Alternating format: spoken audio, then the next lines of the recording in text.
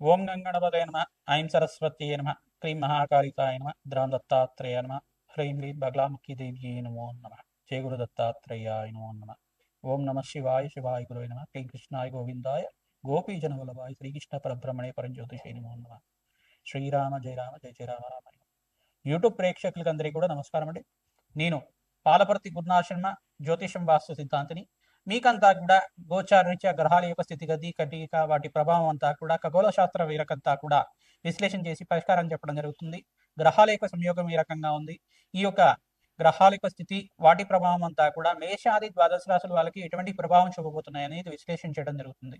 ప్రధానంగా శుక్రుడి యొక్క కారకత్వాలంతా కూడా విశ్లేషణ చేసుకుంటూ ప్రధానంగా గోచారీత్యా శుక్రుడు ఈ రకంగా మీకంతా కూడా శుభయోగాన్ని ఇవ్వబోతున్నాడు విశ్లేషణ చేయడం జరుగుతుంది. ప్రధానంగా శుక్రుడు శని యొక్క ప్రభావం అంతా కూడా ఈ యొక్క గోచారిత్య ఫలితాలంతా కూడా సంపూర్ణంగా విశ్లేషణ చేయడం జరుగుతుంది. ప్రధానంగా చూసుకుంటే శుక్రుడంతా కూడా ఈ యొక్క కళత్రకారకుడిగా చెప్పడం జరుగుతుంది. ప్రధానంగా శుక్రుడంతా కూడా ప్రధానంగా మీకంతా కూడా వివాహాది శుభకార్యాలు జరగాలన్నా, మంచి శుభమైన యోగాలు ఇవ్వాలన్నా శుక్రుడంతా కూడా భోగభాగ్యానికి కారణం అంతా చెప్పడం జరుగుతుంది. ప్రధానంగా శుక్రుడంతా కూడా ఐశ్వర్య ప్రదాతక లక్ష్మీకారకుడిగా చెప్పడం జరుగుతుంది. వ్యాపారంలో అభివృద్ధి కావాలన్నా, వ్యాపారంలో మంచి దక్షత రావాలన్నా, వ్యాపారంలో అష్టైశ్వర ప్రాప్తి ఆకస్మిక ధనలాభం కావాలన్నా శుక్రుడి యొక్క అనుగ్రహం అంతా కూడా మంచిగా ఉండాలి. జాతకరీత్యా చూసుకుంటే శుక్రుడు మిత్రస్థానంలో అత్యంత శుభుడిగా ఉంటాడు.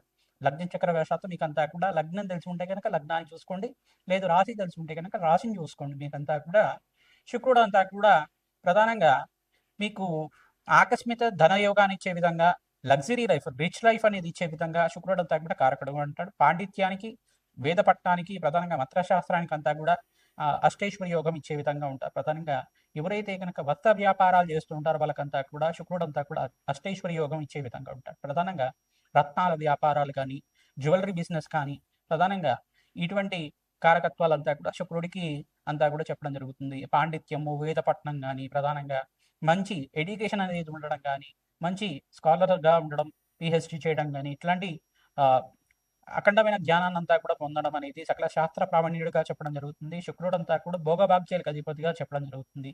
అష్టైశ్వర్య యోగాలు, రాజయోగాలు సిద్ధించాలన్నా, దేశాన్ని చేయాలన్నా, దేశాన్ని అంతా కూడా సాధించాలన్నా శుక్రుడి యొక్క అనుగ్రహం అంతా కూడా మెండుగా ఉండాలి.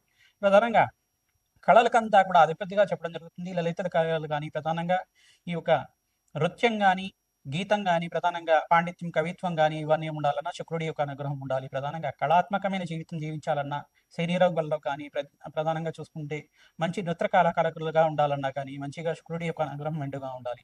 ప్రధానంగా శుక్రుడు అంతా కూడా ఈ యొక్క కారకత్వంతో ఉంటారు కావున మేషాది ద్వాదశ రాశుల వాళ్ళకి గోచారిత్యా శుక్రుడు అంతా కూడా ఈ రకంగా అనుగ్రహం ఇస్తున్నారు. శనీశ్వరుడు అంతా కూడా ఈ రకంగా అనుగ్రహిస్తున్నారు. గోచారిత్య కూడా శుక్రుడు శనీశ్వరుడు అంతా కూడా ప్రభావం అంతా కూడా మేషాది ద్వాదశ రాశుల వాళ్ళకి ఈ రకంగా ఉండబోతుంది. సంపూర్ణ విశ్లేషణ చేయడం జరుగుతుంది. ప్రధానంగా శనీశ్వరుడు అంతా కూడా కర్మఫలదాతగా చెప్పడం జరుగుతుంది.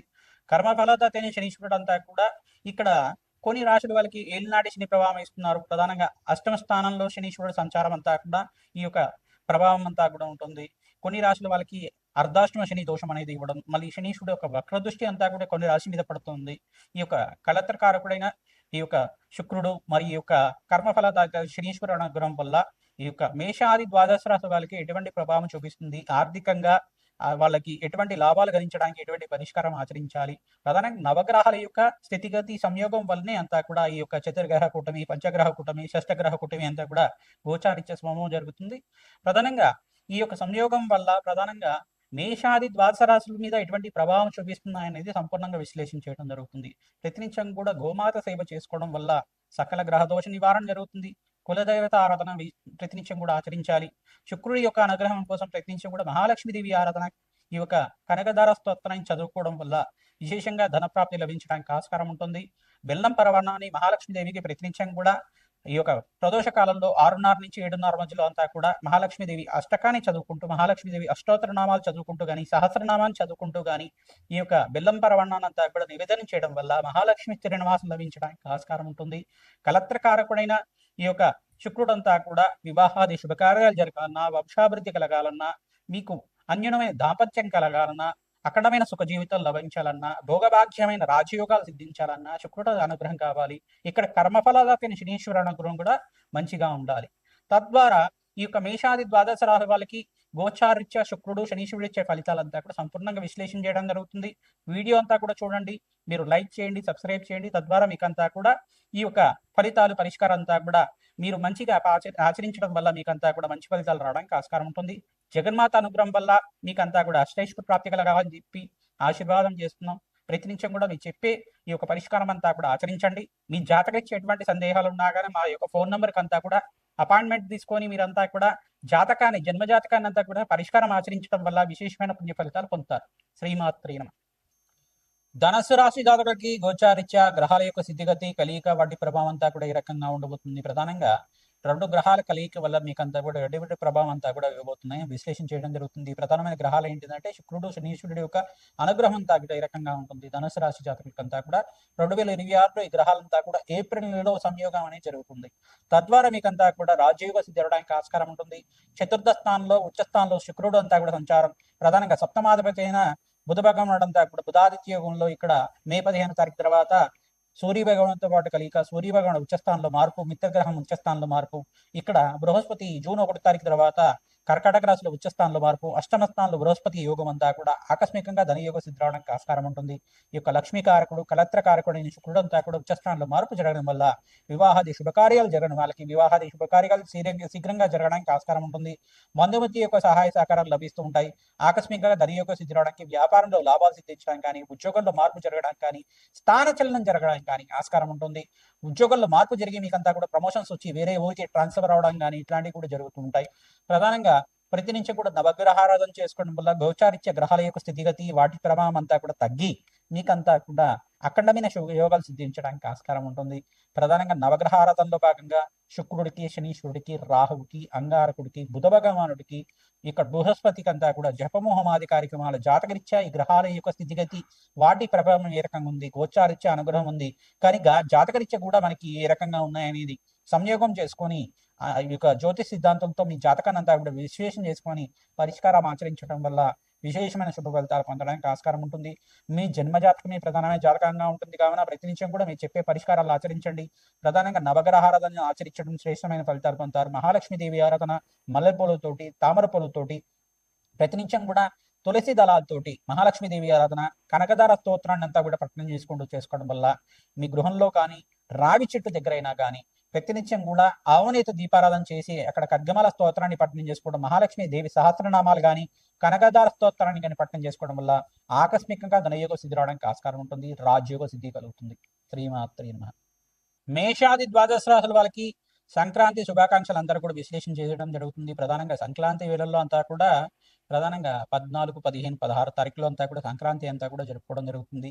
14వ తారీఖు రోజున ప్రధానంగా భోగి, 15వ తారీఖు రోజున సంక్రాంతి, మకర సంక్రాంతి అంతా కూడా సూర్య భగవానుడు అంతా కూడా చూసుకుంటే మకర రాశిలో ప్రవేశం చేయడం అనేది విశ్లేషణ చేయడం జరుగుతుంది. ప్రధానంగా ఈ యొక్క ఉత్తరాయణ పుణ్యకాలంలో అంతా కూడా శ్రేష్టమైన ఫలితాలు పొందడానికి ఆస్కారం ఉంటుంది. అఖండమైన శుభయోగానంతా కూడా మేషాది ద్వాదశ రాశుల వాళ్ళు ఈ సంక్రాంతి తర్వాత నుంచి అఖండమైన శుభయోగాలు సిద్ధించడానికి ఆస్కారం ఉంటుంది.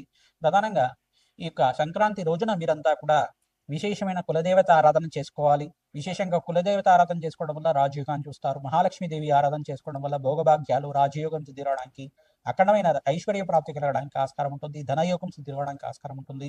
గోమాత సేవను ఆచరించడం, విశేషంగా సంక్రాంతి రోజున గోమాతను అంతా కూడా పూజ చేసుకోవడం వల్ల పాడి పంట అంతా కూడా ఐశ్వర్య ప్రాప్తి కలగడానికి ఆస్కారం ఉంటుంది. ధనలక్ష్మి ఆరాధన చేసుకోవడం వల్ల అఖండమైన పుణ్యప్రాప్తి కలుగుతుంది. ధాన్యలక్ష్మి ఆరాధన చేసుకోవడం వల్ల ధాన్యానికి లోటు లేకుండా అఖండమైన శుభ ఫలితాలు పొందడానికి ఆస్కారం ఉంటుంది.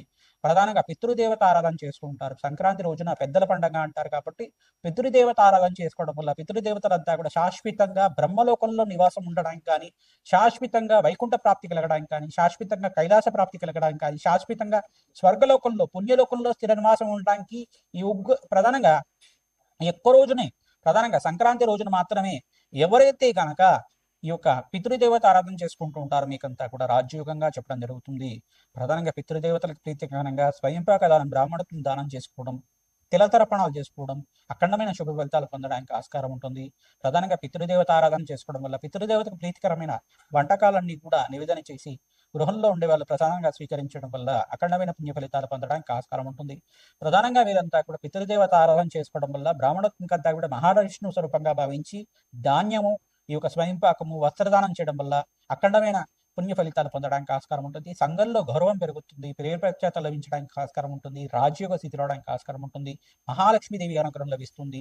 తద్వారా వీరంతా కూడా ఈ పుణ్యమైన కార్యక్రమాలు చేయడానికి ఆస్కారం ఉంటుంది. కావున ఉత్తరాయణ పుణ్యకాలంలో ప్రధానంగా మీ జాతకరీత్యా ఉన్న సర్వగ్రహ దోష నివారణ చేయడానికి ప్రయత్నం చేయండి.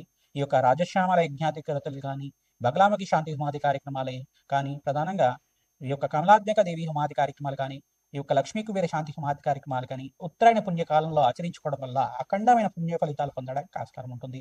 ఉత్తరాయణ పుణ్య కార్యక్రమంలో ప్రధానంగా విశేషంగా స్నానానికి విశేషమైన ఫలితాలు చెప్తారు, జపానికి విశేషమైన ఫలితాలు చెప్తారు. నామస్మరణ చేసుకుంటూ ఉండాలి. ప్రధానంగా ఉత్తరాయణ పుణ్యకాలంలో అంతా కూడా భగవత్ ఆరాధన చేసుకోవడం శ్రేష్టమైన ఫలితాలు, మోక్ష జ్ఞానాన్ని ఇచ్చే విధంగా ఉంటాయి. శ్రీమాత్రే నమః.